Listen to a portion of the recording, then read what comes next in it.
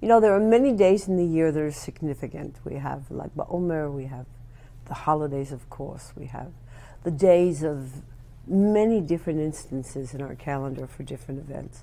One of my favorite days of the year is the death anniversary of the Ari, because I have a very particular, my own connection to the Ari. But before we get to that, let's discuss a little bit about the person in general.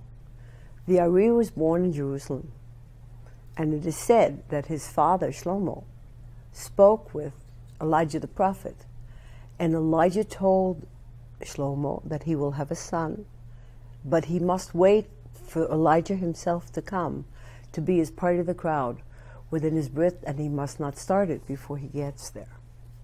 In any event, the boy is born. He tells him to name him Isaac, and he's waiting, and there's a big crowd, and he's waiting, and he's waiting, and he's waiting. And suddenly, with a great smile, the brit is performed, the circumcision is performed. And this is the start of the life of this high entity that needed to come into the world at that time.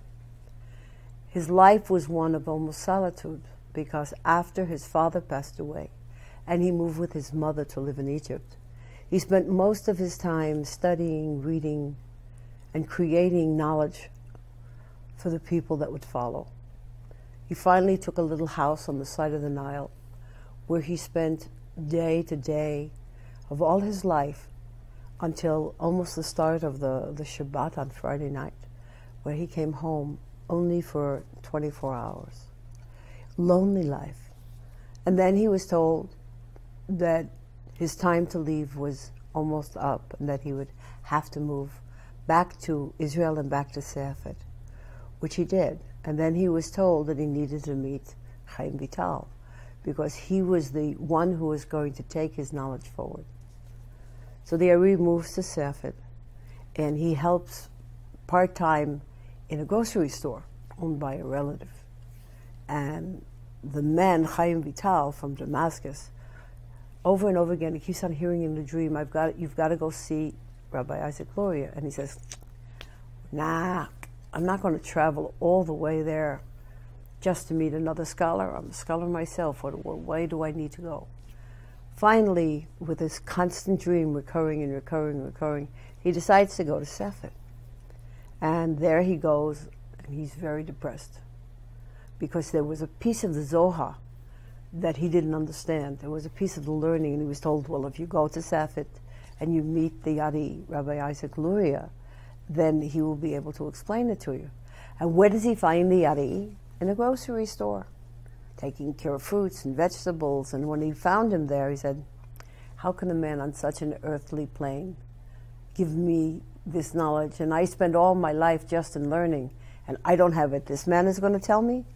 And he was about to walk out when the Ari turned to him and said, you came to ask me a question about the Zohar. And then he started to explain it to him, and at that moment, of course, he became enamored with the Ari, and he spent the next 2 years of his life learning constantly with his teacher. The Ari had a very lonely life, had a very life of solitude in many, many ways.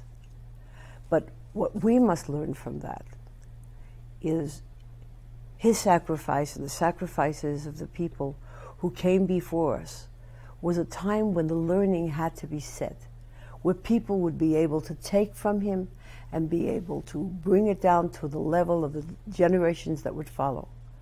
And after the Ari, of course, we have the generations and generations. 500 years have passed.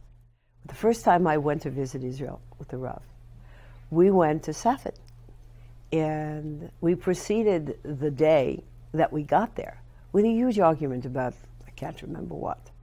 And the Rav said something to me like, oh, you're acting like a klipa, which means you're acting like a negative person.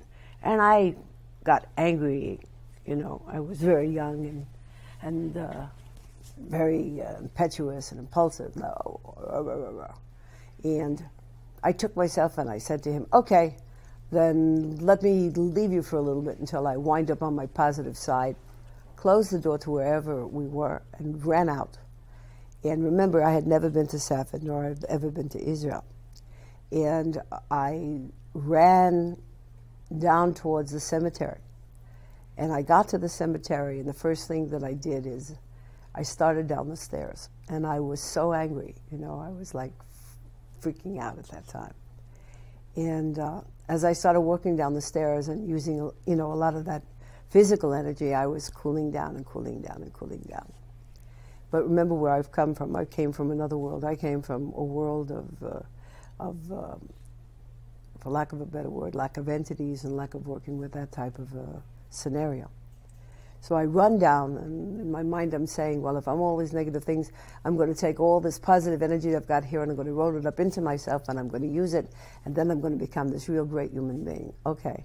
So I run down the stairs, and I find myself in the mikveh, and I go to the mikveh.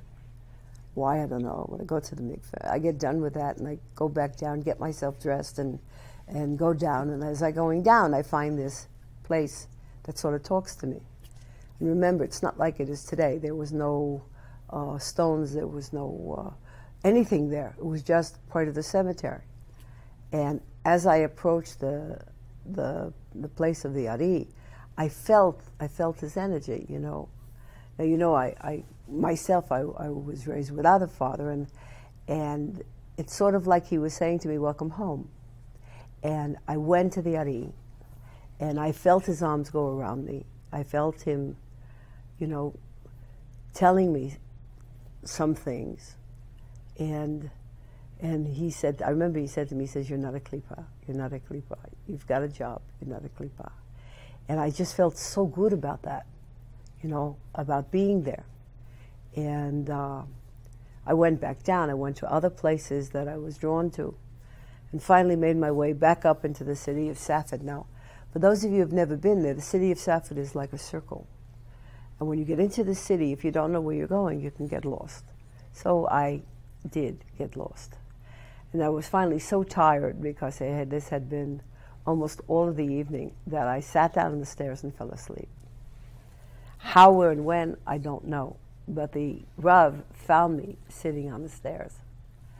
And of course it was a nonsense argument, so we made up, and that was okay. He says, but now, let's go. I want to show you, I want you to meet these tzaddikim, these righteous people that are here in Tzfat. And I said, okay, let's go. Now remember, when I got to the Ari, I didn't know he was the Ari, and I didn't know how to read the Hebrew writing. I had no idea. So we go, and he starts telling me that this is the mikveh of the Ari. I said, okay, fine. He says, you want to go? Sure, I go. And then we go down, and then he says, and this is the Ari. I was like, yeah, I know. I was just here. He says, you were here? He says, yeah, I was here. And I know who he is. I know what he looks like. I know how he acts, you know. And like the Rav was like, okay. And as we went down to the different places, it was places that I had a resonance with. It were places that, you know somebody was home if you have that sensitivity. And that's how I met the Ari for my very first time. And so, as I said at the beginning, today is a very special day for me because I feel like I'm reuniting with my spiritual father. What is it that you and I must take from today? First of all, we need to understand that we're not here to reinvent the wheel. The knowledge that has been given to us and passed on to us through the generations, through the years, is quite sufficient. What we need to do with it is not to sit by ourselves and try to fathom the beauties and the wisdoms of the universe. Our generation is a generation of consciousness. Our job is to provide the people with as much of the knowledge as they can reach, but to understand that the sole purpose of all this knowledge as a conglomerate is to bring people to a spiritual awareness that this world was created for a cumulative amount of people to go into the highest consciousness level that they're capable of doing, and by so doing bring the final redemption. And so tonight, for you and for I and for all of us that will enjoy this evening, our enjoyment needs to be processed, that we don't need to reinvent the wheel. We don't need this higher knowledge, but to sit by ourselves and be isolated and learn. We need to sit with the masses. We need to appreciate each other. We need to join in human dignity and respect for all mankind. And by so doing, produce global spirituality that can alter the chaotic world that we live in. Thank you very much, and enjoy yourself, enjoy your evening.